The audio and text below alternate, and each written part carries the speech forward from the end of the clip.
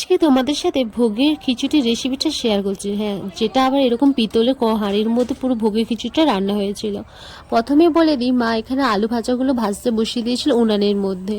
কারণ আমাদের ঠিক হয়েছিল সকল ঠাকুরের প্রসাদগুলো উনুনের মধ্যেই হবে, কিন্তু কিছু প্রবলেমের জন্য আরও অনেক রান্নাবান্না থাকার জন্য মাকে গ্যাসে নিয়ে যেতে হয়েছিল পরে। আর এখানে দেখুন, এদিকে হচ্ছে ফুলকপিগুলোকে আবার ভাজতে বসিয়ে দিয়েছে। তো খিচুড়িতে মা বলেছিল বেশি রকমের সবজি উল্টোপাল্টা দেবো না, অতটা ভালো না, শুধু এখানে আমাদের আলু আর ফুলকপি দিয়ে পুরো খিচুড়িটা হয়েছে। আর বেশি সবজি খিচুড়িতে না ভালোও লাগে না। আর এদিকে কড়াটাকে গ্যাসের মধ্যে বসিয়ে গোটা গরম মশলা দিয়ে দিল। এরপর দিয়ে দিল টমেটো কুচি। টমেটো কুচিগুলোকে এখানে ভালো করে ভেজে নিতে হবে নুন দিয়ে, যতক্ষণ না টমেটোগুলো এরকম গলে আসে আর একটু মিক্সড হয়ে আসে। তারপরে টমেটোগুলো যখন পুরোটা এরকম গলে গলে আসলো, তখন মা এর মধ্যে দিয়ে দিল হলুদ গুঁড়ো আর দিয়ে দিল লঙ্কা গুঁড়ো। হলুদ গুঁড়ো এখানে দিয়েছিল ওই 2 চামচের মতো, আর লঙ্কা গুঁড়ো দিয়েছিল 1.5 চামচের মতো।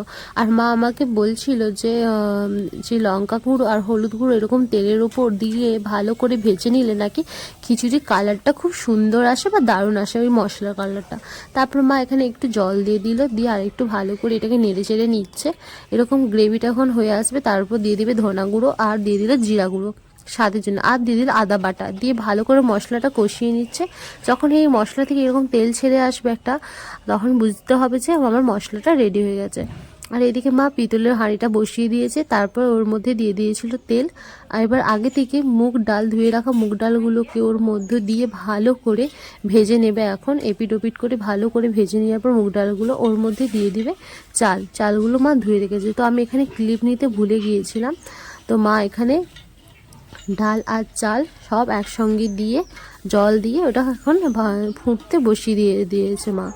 আর এখানে আমি বলে দিই যে চালটা যখন ফুটছিল, এটাকে পুরো ভালো করে সেদ্ধ করার দরকার নেই। ওই 80% মধ্যে সেদ্ধ হয়ে এলে আগে থেকে যে রেডি করে রাখা মশলাটা, সেই মশলাটা একটু একটু করে ওই হাঁড়ির মধ্যে দিতে থাকবেন আর নাড়তে থাকবেন।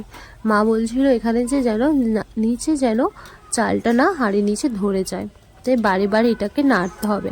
আর মশলাটা দফায় দফায় দিতে হবে, এতে নাকি খিচুড়ির স্বাদ আরও দ্বিগুণ হয়ে যায়। তো মা এখানে মশলাগুলো ভালো করে সব মিক্সড করে নিচ্ছিল। আর এরকম যখন মিক্সড পুরোটা হয়ে যাবে, আর একটু সেদ্ধ করতে বসিয়ে দিতে হবে।